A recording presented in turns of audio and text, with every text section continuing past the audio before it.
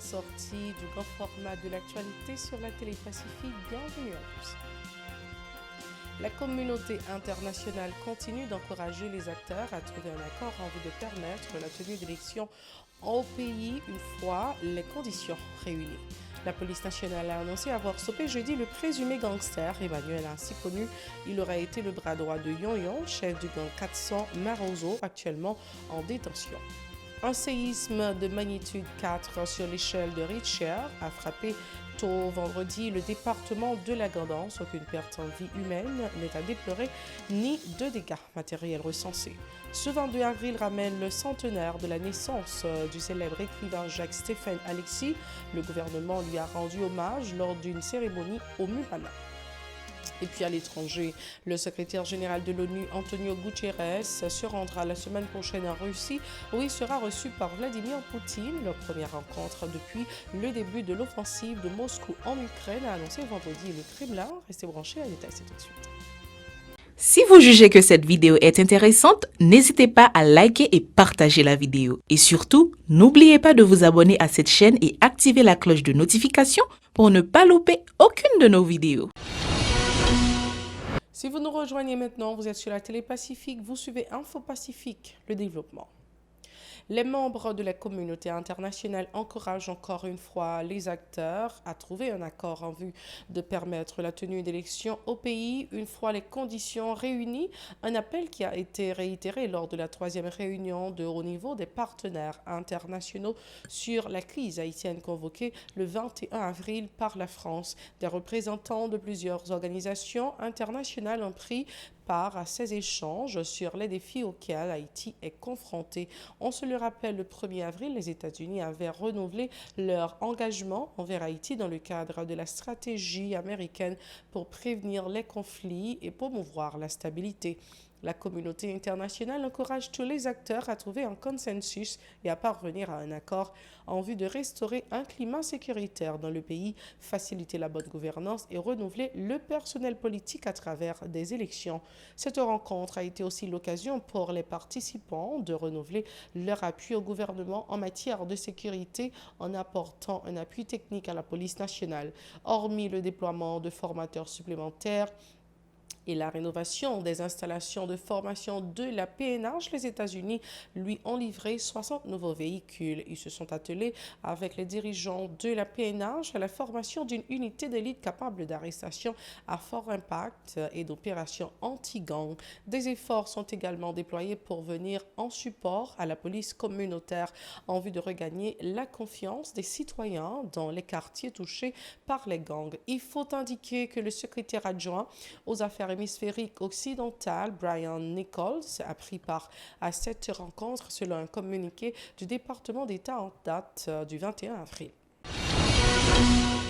La police nationale a annoncé avoir stoppé jeudi le présumé gangster Emmanuel ainsi connu. Ce dernier, qui aurait été le bras droit du chef du gang 400 Marozo Yon, a été mortellement blessé à Duval-Roche dans des échanges de tirs selon la PNH, ajoutant que le défunt était en possession d'un fusil d'assaut. Un autre gangster présumé, Colby Santilus alias Palmis, a été également abattu toujours à la Croix des Bouquets, a indiqué la PNH. Plus loin, les agents de l'ordre ont confisqué un véhicule de marque Nissan Patrol blanc immatriculé SE02601 abandonné par des individus sur la route du Canapé Vert. Selon les responsables de la PNH, ces suspects ont agi de la sorte pour échapper à une opération de fouille. Des munitions, des maillots portant le sigle de la PNH et des équipements ont été notamment retrouvés dans la voiture, a informé jeudi l'institution policière. Autre point à ce journal, les activités sismiques continuent de faire trembler les populations dans la péninsule du Sud. Tôt vendredi, un séisme de magnitude 4 sur l'échelle de Richter a frappé le département de la Grand'Anse. Les secousses ont été ressenties aux environs de 2 heures et l'épicentre du séisme se trouvait à 21 km de Bonbon, commune de la Grand'Anse. Aucune perte en vie humaine n'est à déplorer ni de dégâts matériels recensés. Toutefois, ces nouvelles secousses ont ravivé les séquelles du tremblement de terre du 14 août dernier de magnitude 7 sur l'échelle de Richter qui avait sévèrement frappé le Grand Sud.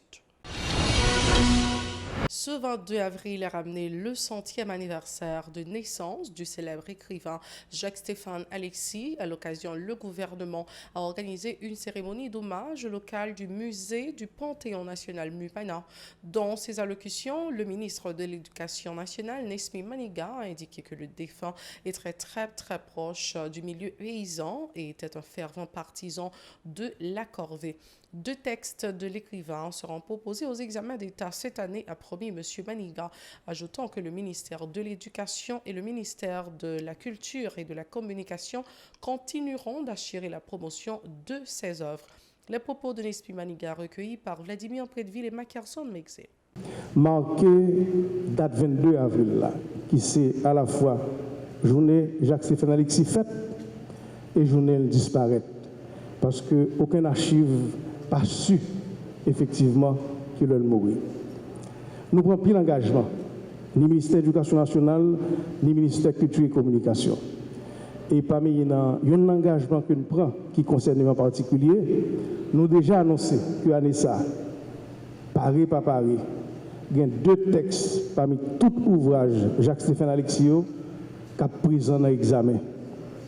Donc, nous gagnons tout bachelier qui ont obligation pour être capable de fournir plus garder ouvrage dans 2 que nous allons sélectionner parmi 4 ouvrages.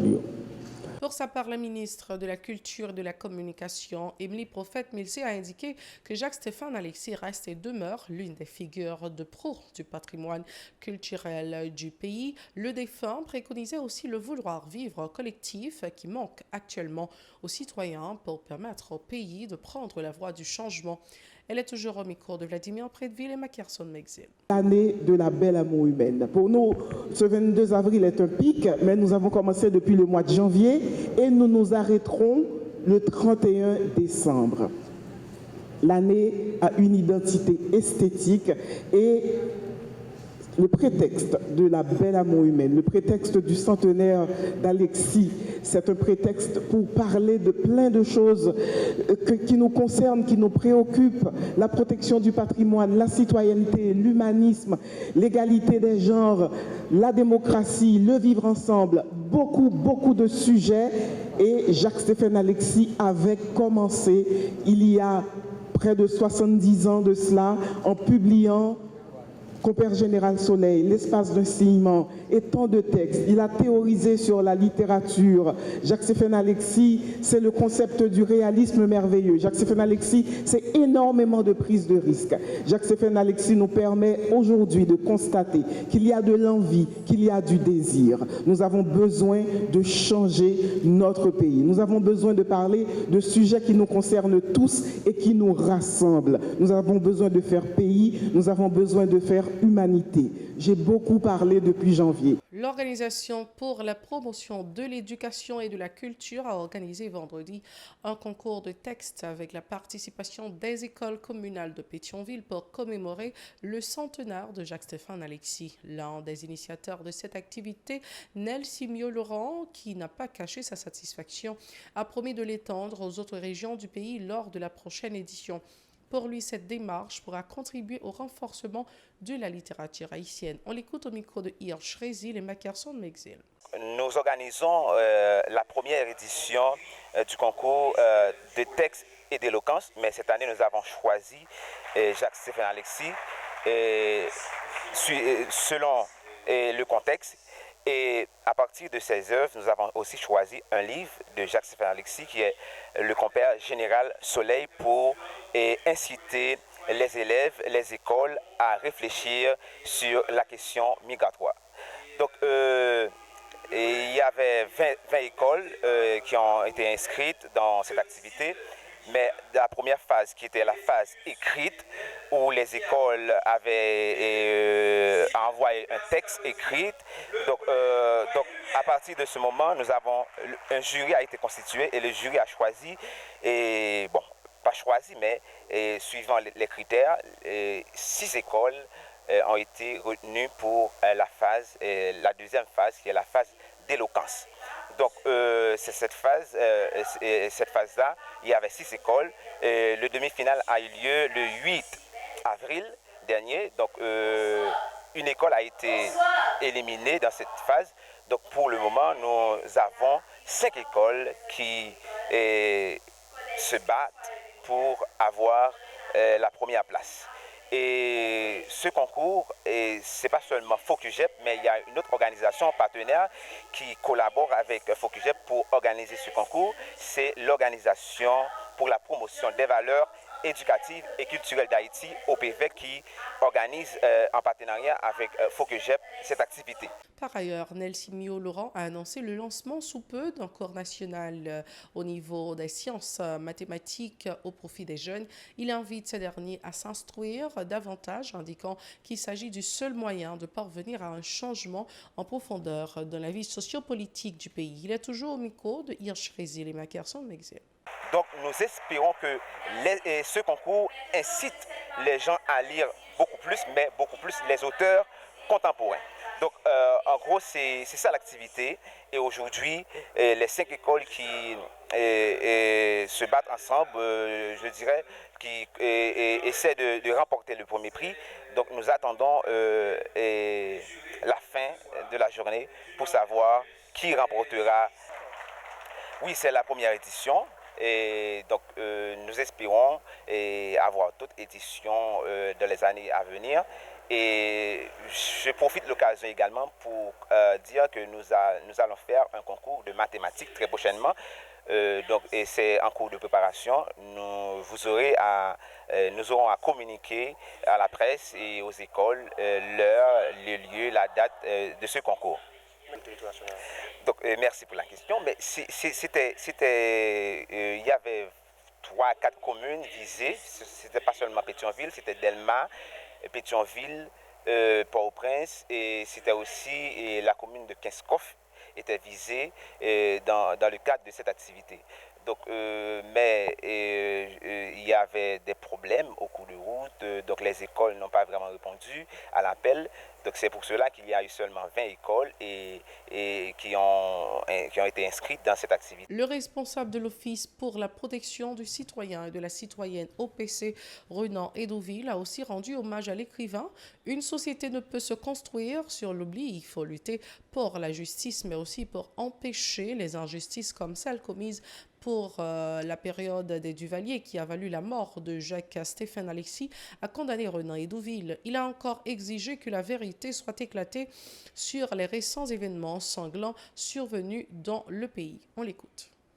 L'année 2022 est justement consacrée à Jacques-Stéphane Alexis parce que ça coïncide au centenaire de son anniversaire, et demain, le 22, c'est justement la date de l'anniversaire de Jacques-Stéphane Alexis.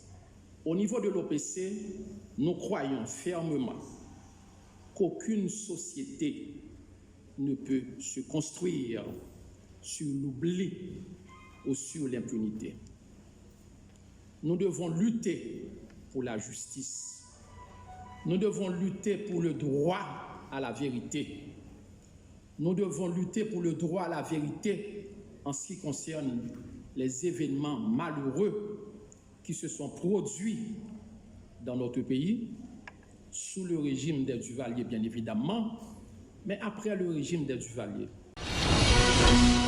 C'est la toute fin de ce journal. Merci d'avoir été des nôtres. Passez un très excellent moment avec la Télé Pacifique et surtout bon week-end. Au revoir, à la prochaine.